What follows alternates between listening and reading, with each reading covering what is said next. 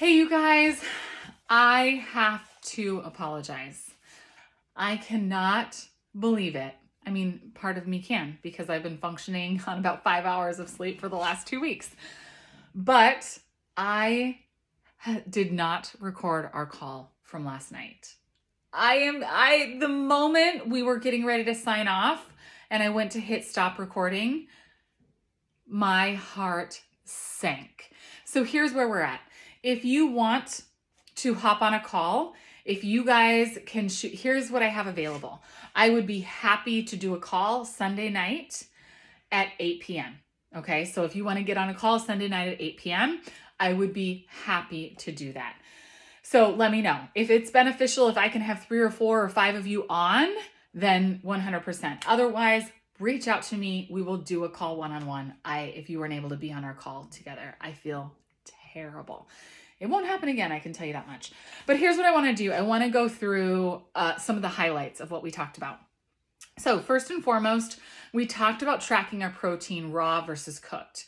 Raw protein weighs more because it's full of more moisture. So make sure if you're weighing your protein cooked that you're finding a cooked entry. I know we talked about this in the very beginning, but a couple people are having some trouble just tracking it accurately. So I want to make sure everybody is aware and knows.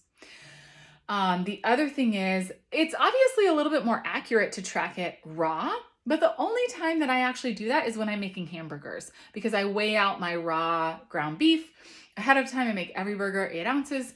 It's super easy. Other than that, I weigh it cooked because I batch cook everything, chop it up, and then I portion it out in the proportions for myself or Chad or whomever else.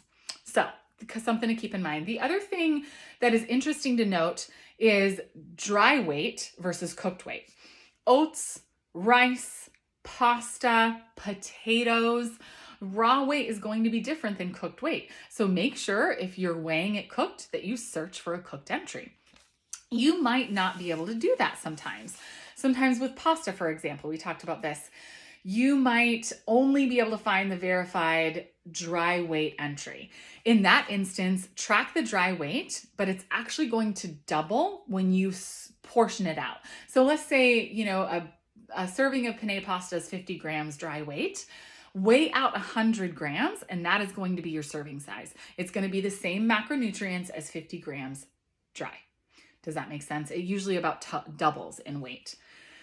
Okay, so we talked about that. Secondly, we talked about how to navigate special events. We know that this is the holiday season. I just had a check-in with a couple. I had a check-in earlier with a busy nurse earlier in the week, and she said in the next 12 weeks, she has 10 events. 10, like birthdays, holidays, like 10 major events.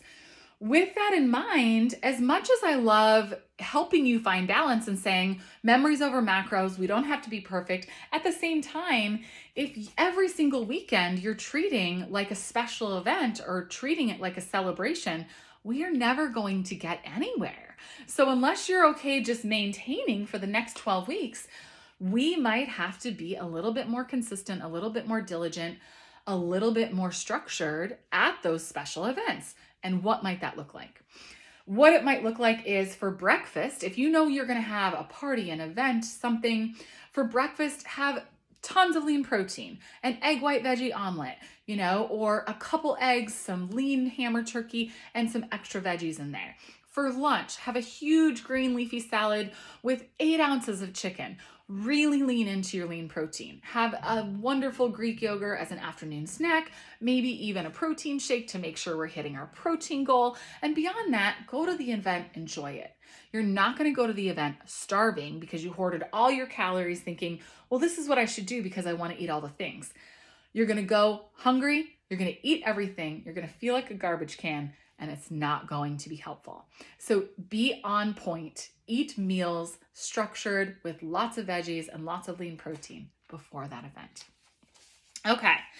The other thing we talked about is illness. We're coming up on the season where kids are back in school and we're starting to see colds and things cycling through families. And one of my clients messaged me and said, how do I hit my macros when I have a stomach bug, the stomach flu? I don't feel like eating anything.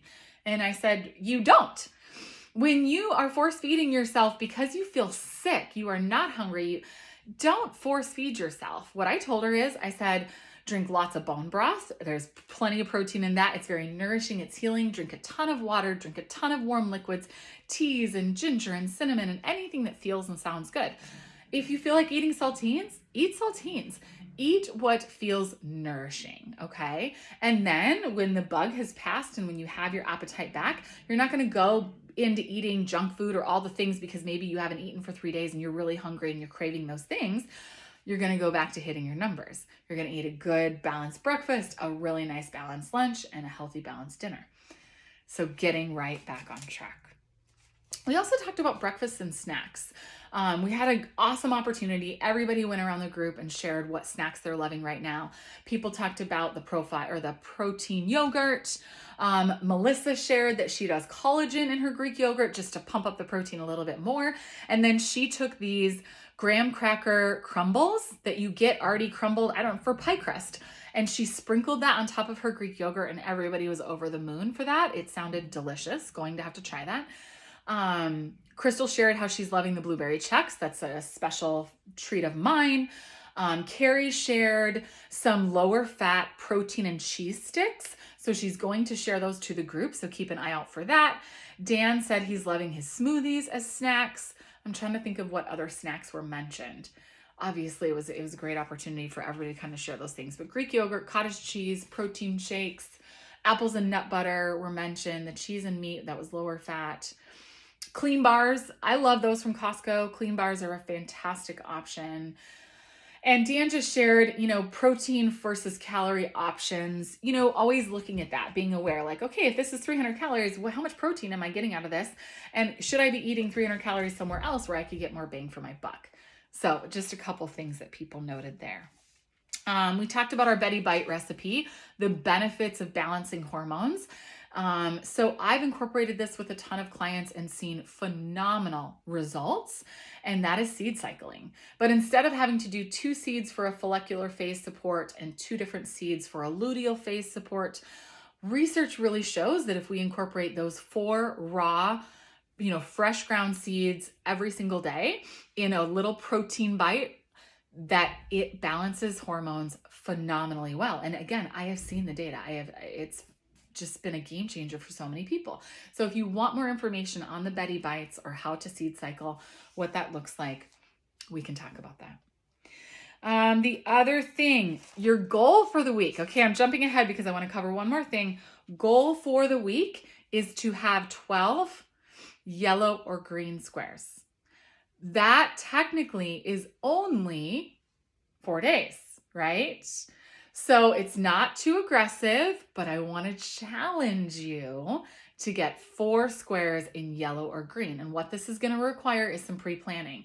If you are struggling with this or struggling kind of doing the macro Tetris to figure it out, message me, email me, text me. We will hop on a call. I can plan a day out with you in 15 to 20 minutes. So if you're struggling. The last thing that we talked about is emotional eating. Something that I learned really early on in this game is that I might know what people need when it comes to macronutrients. I might know how the body works and all the ins and outs and the health side of things and how to read labs and where blood work should be. And those things can be really beneficial. But when it comes to food, there is such an emotional component that is a factor. And so I'm not an expert when it comes to emotional eating, habits or things like this, but here's what I do know.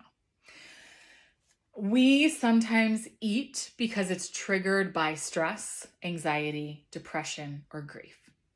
And in those instances, we oftentimes will eat because we want to find joy, we want to find happiness, we want to numb the feeling, we want to dull the pain, we want to forget about it and enjoy and focus on something else. And Brandy brought out a good point. She said sometimes food is the only thing that we can control. Everything else we feel like is out of control. We can control food, so I'm going to eat it and do with it whatever I wish, right? And those are all can be valid scenarios. But when you're in that situation, when you're in a stressful situation, or when you're feeling depressed, or when you're feeling grief or sadness or anxiety, and you're feeling the trigger to eat, because of those things. Take a moment, take 5 minutes, go for a walk outside, do box breathing. It's 3 seconds in, hold for 3 seconds, 3 seconds out, hold for 3 seconds. Very simple. And just process, why am I feeling this way? What's causing me stress? What's causing me grief? What's causing me pain? What's giving me anxiety? And think, is there something I can do about it? If there's something that you can do about it, I want you to write it down and I want you to make a plan, and you need to get to work on the plan. If there's nothing you can do about it, I want you to move through just dealing and sitting with that emotion. And that's oftentimes what has to happen. We eat food to mask dealing with that emotion, to shove the pain aside, to forget about it, to numb it, to dull it. But sometimes to heal the emotion, we have to just sit with it. And it feels vulnerable and it feels raw and it feels uncomfortable. But that's oftentimes what has to happen. And then we learn that food is nourishment, food is fuel. It is not a Band-Aid. It's not our joy. It's not our comfort, right? It doesn't mean that we can't enjoy food, because we can, but it's not the thing that fills the hole, right? Learning to fill the hole in other healthy manner is really important. So those are really the highlights, you guys. Thank you for watching this. My sincerest apologies. And again, if you guys want to hop on a call at 8 p.m., I'm going to send this out to everyone. Reply to this email. If I can get 4 or 5 of you who are available to hop on a call Sunday night at 8, we will do so. Otherwise, we will see you Wednesday night at our normal time, 7:30, because I have my coach's call at 8:30, and we will plan on that. All right. Thanks, you guys.